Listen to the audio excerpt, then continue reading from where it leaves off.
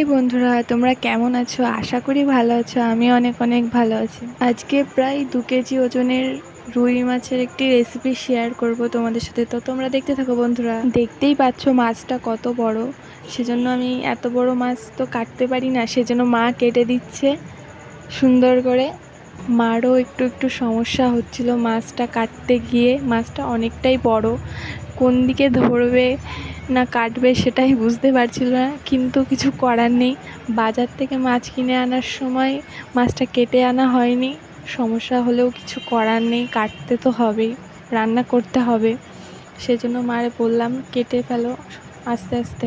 মাছটা পরিষ্কার করে ধুয়ে নেব, তারপরে পরিমাণ মতো লবণ হলুদ দিয়ে দেব। মাছগুলোকে হাত দিয়ে লবণ হলুদ দিয়ে মাখিয়ে নেব। মাখিয়ে 5 মিনিট মতো রেখে দেব রেস্টে। কড়াইতে তেল দিয়ে দেব। তেলটা গরম হয়ে গেলে 5 মিনিট পর মাছটা কড়াইতে দিয়ে দেব ভাজা করার জন্য। একে একে মাছটা উল্টে পাল্টে লাল লাল করে ভাজা করে নেব।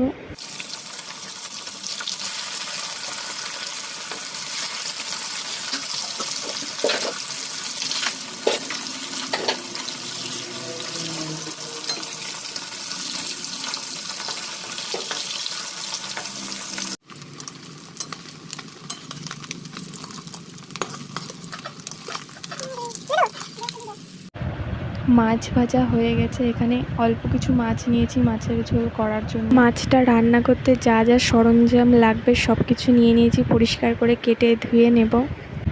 আদা, রসুন, জিরে, শুকনো লঙ্কা, পেঁয়াজ, টমেটো বেটে নেব। যেই তেলে মাছ ভেজেছিলাম সেই তেলে একটু জিরে, শুকনো লঙ্কা, তেজপাতা ফোড়ন দিয়ে একটু নাড়াচাড়া করে নেব। বেটে রাখা মশলাটা দিয়ে দেব।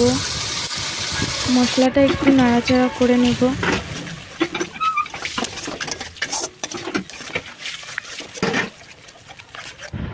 মশলাতে পরিমাণ মতো লবণ হলুদ দিয়ে একটু নাড়াচাড়া করে নেব। মশলার থেকে যতক্ষণ না তেল ছাড়ছে ততক্ষণ নাড়াচাড়া করব। ভালো করে মশলাটা কষাবো।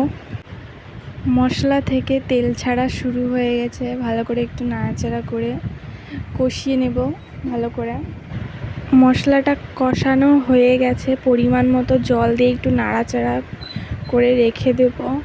তোমাদেরকে একটা কথা বলি, আমার মা বলে যে মিক্সার মেশিনে মশলা করলে নাকি তরকারিতে অতটা টেস্ট হয় না, আর শিলে বেটে মশলা করলে নাকি অনেক টেস্ট হয়।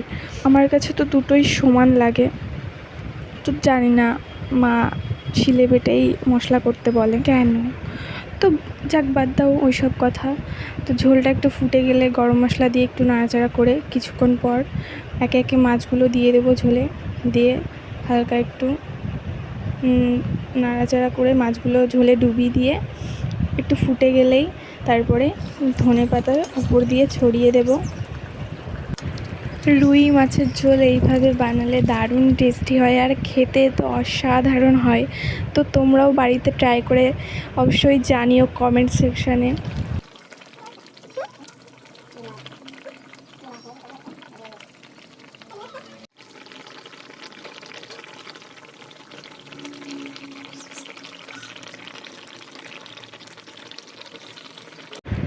দুপুরের খাবারে যদি থাকে এত সুন্দর রুই মাছের ঝোল আর সাদা ভাত, তো জমে ক্ষীর।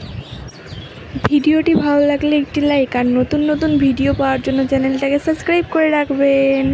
টাটা বন্ধুরা।